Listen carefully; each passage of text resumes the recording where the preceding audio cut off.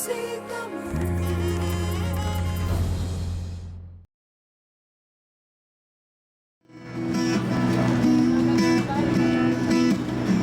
on your motorcycle, watching all the ground beneath your drop.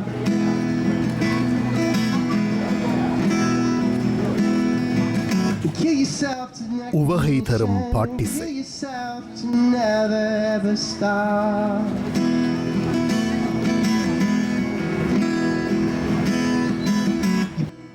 வருவோர் போவோர்க்கெல்லாம் வேடிக்கை காட்டி சிலை போல பாவனை செய்யும் வினோத Kalaivanan. Watching all the ground beneath your drop.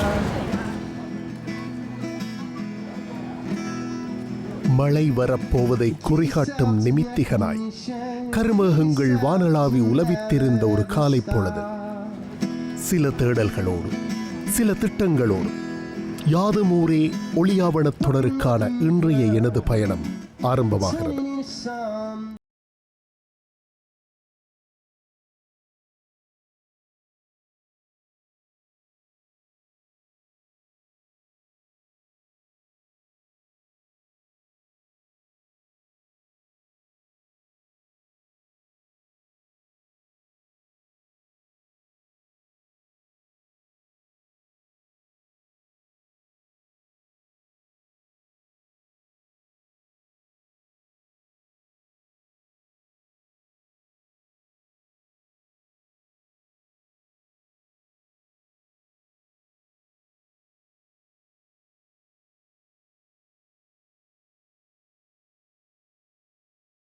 அதே போல லண்டன் நகரத்தை அடையாளம் காண்பதற்காக லண்டனின் விழி அல்லது லண்டனின் கண் என்று பொருள்படும்படியான லண்டன் ஐ என்ற ஒரு ராட்சத சக்கரத்தை இங்கே நிர்மாணித்திருக்கிறார்கள். அந்த லண்டன் ஐக்கு அண்மித்த பகுதியிலிருந்து தான் இன்றைய யாதுமுறை அத்தியாயத்தை நாம் ஆரம்பிக்கவிருக்கிறோம். லண்டனையிலிருந்து தேம்ஸ் நதி மீது நாம் படகின் வழியாக பயணிக்கவிருக்கிறோம்.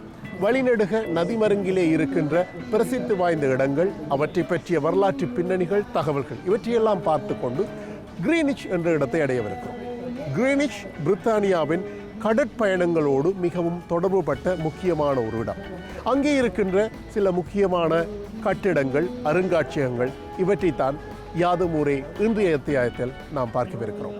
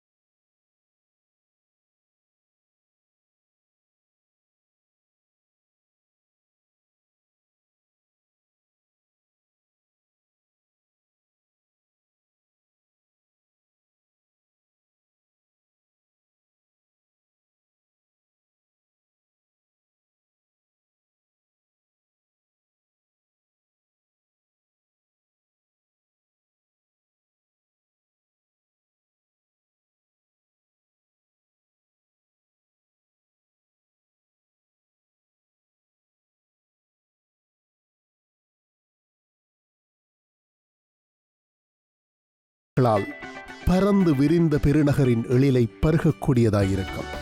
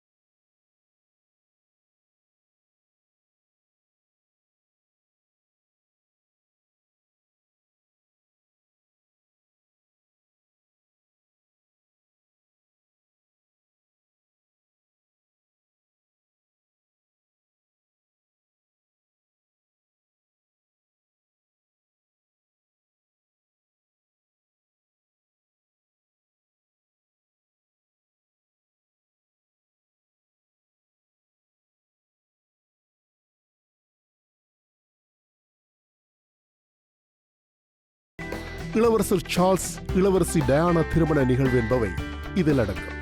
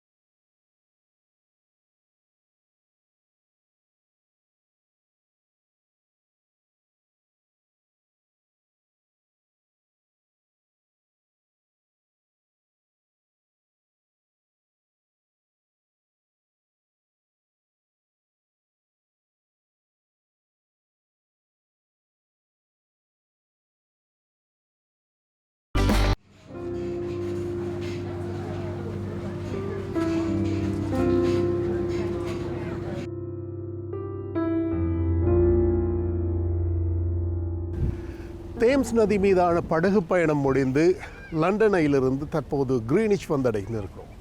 கிரீனிச் தென்கிழக்கு லண்டனிலே இருக்கிற ஒரு இடம். உலக புகழ் வாய்ந்த பல்வேறு விடயங்கள் இங்கே இருக்கின்றன. உதாரணத்துக்கு சொல்ல போனால் பூமிக்கோளம் சரியாக பகுக்கப்பட்டு இந்த புள்ளியிலிருந்து உலக வரைபடத்திலே வரையப்பட்டுள்ள கற்பனை கோடுகள் மூலமாகத்தான் லாங்கிடியூட் என்று சொல்லப்படுகின்ற அந்த பூமியின் வளைவு சார்ந்த அளவுகளை தூரங்களை கணிப்பதுண்டு. கடற்பயணங்களில் இவை முக்கியமான தரவுகளாக கருதப்படுகின்றன. இதை தவிரவும் இங்கே இருக்கின்ற மேரிடைம் மியூசியம் என்று சொல்லக்கூடிய கடல் பயணம் சார்ந்த பல்வேறு அரும்பொருட்களை உள்ளடக்கி இருக்கிற அருங்காட்சியகம் மிக புகழ் வாய்ந்த ஒன்று. இவ்வாறு பல விடயங்கள் இங்கே இருந்தாலும், நேரம் பிறந்த கதை அதை சொல்லக்கூடிய விடயங்கள் இங்கே இருந்தாலும் கூட, நாம் இன்றைய யாதுமூரே அத்தியாயத்தில் பார்க்கவிருப்பது 2 சிறப்பு வாய்ந்த கட்டிடங்களை. ஐரோப்பாவின் கலை நேர்த்தி மிக்க உணவு மண்டபம் என்று சொல்லப்படுகின்ற பேங்க்வெட் ஹால், இத்தோடு அதற்கு எதிராக இருக்கின்ற ஒரு கேத்தட்ரால் தேவாலயம், ஒன்றை பார்த்திருக்கின்ற இந்த 2 தூபிகளை கொண்ட சிறப்பான கட்டிடங்களைத்தான் நாம் முதலாவதாக பார்க்கவிருக்கிறோம்.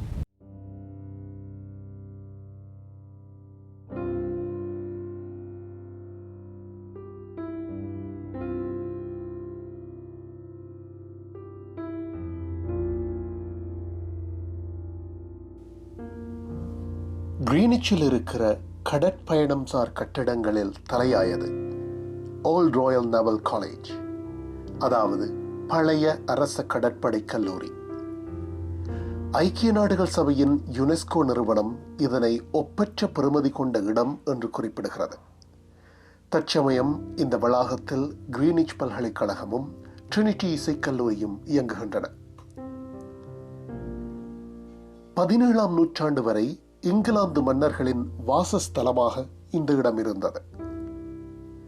17ஆம் நூற்றாண்டை ஒட்டிய காலப்பகுதியில் பெரும் கடற்பயணங்களையும் போர்களையும் முன்னெடுத்து அந்நிய தேசங்களை ஆக்கிரமிப்பதிலும் தமது ஆளுகையின் கீழ் கொண்டு வருவதிலும் பிரித்தானிய ஆட்சியாளர்கள் அடங்கா ஆர்வம் காட்டி வந்தனர்.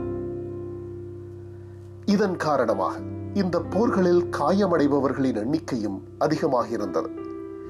இப்படி காயமுற்று ஊனமடைந்து இளைப்பாற வேண்டிய நிர்பந்தத்துக்கு தள்ளப்படும் கடற்படை உறுப்பினர்களுக்கு, குறிப்பாக மூத்தவர்களுக்கு ஒரு மருத்துவமனை அமைக்கப்பட வேண்டும் என இராணி 2ஆம் மேரி விரும்பினார். 2ஆம் மேரியின் மரணத்துக்கு பின்பு தனது மனைவியின் விருப்பத்தை ஈடேற்றுவதற்காக இந்த இடத்தை கடற்படை உறுப்பினர்களுக்கான மருத்துவமனை அமைப்பதற்கென்று தந்தான் மன்னன் 3ஆம் வில்லியம்.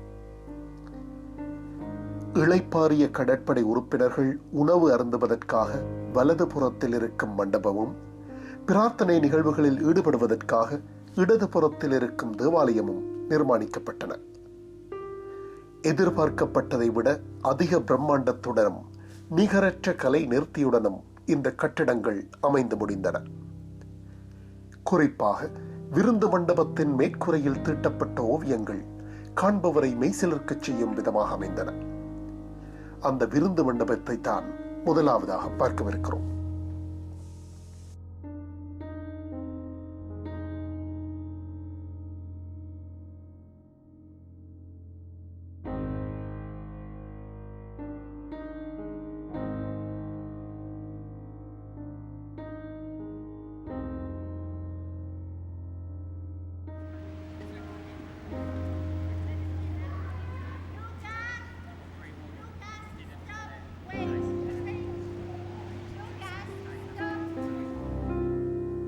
மண்டப வாயிலில் நுழைந்ததும் அண்ணாந்து பார்த்தால் 90 அடி உயரத்தில் இருக்கும் தூபி முகட்டினது உட்புற வேலைப்பாடுகளை காணலாம்.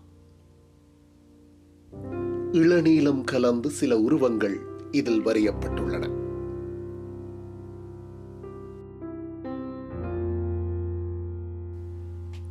அடுத்ததாக ஐரோப்பாவின் அதிசிறந்த விருந்து மண்டபத்தின் உட்புறத்துக்குள் அடியெடுத்து வைக்கிறோம்.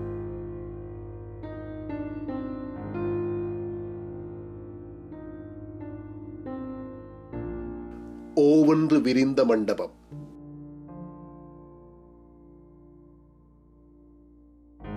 ஒளிவெள்ளத் திரள்.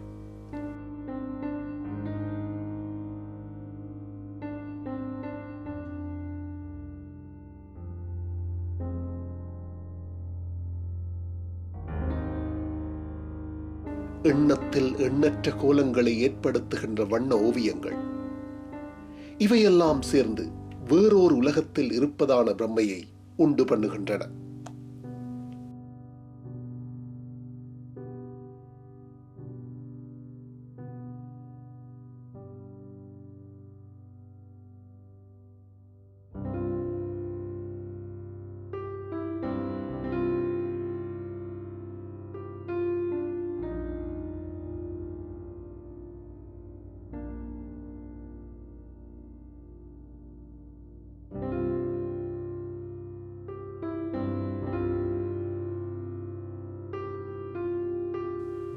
கிறிஸ்டோபர் ரென் மற்றும் நிக்கோலஸ் ஹாப்ஸ்கூமர் ஆகியோரால் நிர்மாணிக்கப்பட்ட இந்த மண்டபம் முன்னம் சொன்னதைப் போல கடற்படையில் பணியாற்றி இளைப்பாறியவர்களுக்காக உருவாக்கப்பட்டது என்றாலும் கண்ணையும் கருத்தையும் கவரும் இதனது கலாமேன்மை வெகு சீக்கிரத்தில் இதை ஒரு காட்சி மண்டபமாக மாற்றியிருந்தது.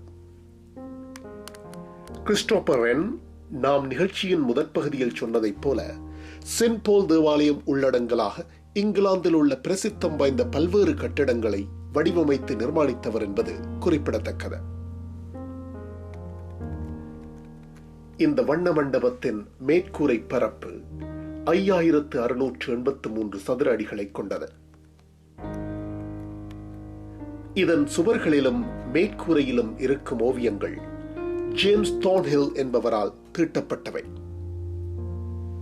1708 ஆண்டுக்கும் 1727 ஆண்டுக்கும் இடைப்பட்ட காலப்பகுதியில் பல கட்டங்களாக இந்த ஓவியங்கள் தீட்டப்பட்டன. அரச குடும்ப வரலாறு, சமய நம்பிக்கைகள், கடற்படையின் போர் வல்லமை, வாணிபம் என்று பல்வேறு விடயங்கள் சார்ந்து இந்த ஓவியங்களின் கருப்பொருட்கள் அமைக்கப்பட்டுள்ளன.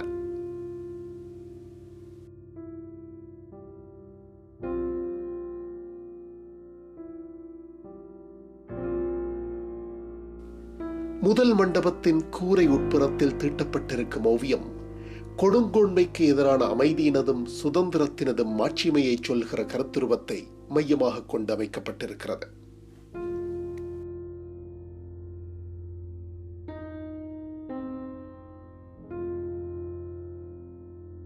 ராசி சக்கரங்கள், பருவ காலங்கள், விண்ணியலாளர்கள், உயரிய விழுமியங்கள், தொன்மக் கதாமாந்தர்கள், புகழ்பெற்ற நதிகள், இத்தனையையும் இந்த ஓவியம் உள்ளடக்கி வைத்துள்ளது. ஓவியம் தீட்டும் பணியை பூர்த்தி செய்தமைக்காக 1729 ஆண்டு ஜேம்ஸ் தார்ன்ஹில்லுக்கு நைட்ஹுட் கௌரவம் வழங்கப்பட்டது. பிரித்தானிய அரச குடும்பத்தால் வழங்கப்படும் இந்த கௌரவம் ஒரு கலைஞருக்கு வழங்கப்பட்ட முதலாவது தருணமாக இது அமைந்தது. காலத்தின் கைங்கரியத்தால் இங்கே இருக்கும் சில ஓவியங்கள் பழுதுற்றும் மங்களடைந்தும் வருகின்றன. இதனை திருத்தி பேணி பாதுகாக்கும் முகமாக 7 மில்லியன் பவுண்ட்ஸ் பெறுமதியான செயல் திட்டம் ஒன்று முன்னெடுக்கப்பட்டுள்ளது. ஒரு முறை நினைவில் பதிந்தால் பல காலத்துக்கு அகலமாட்டாத பிரமிப்பை தரும் இந்த வண்ண மண்டபத்தில் இருந்து வெளியேறி எதிரே இருக்கும் தேவாலயத்துக்குள் பிரவேசிக்க ஆயத்தமாகினேன் நான்.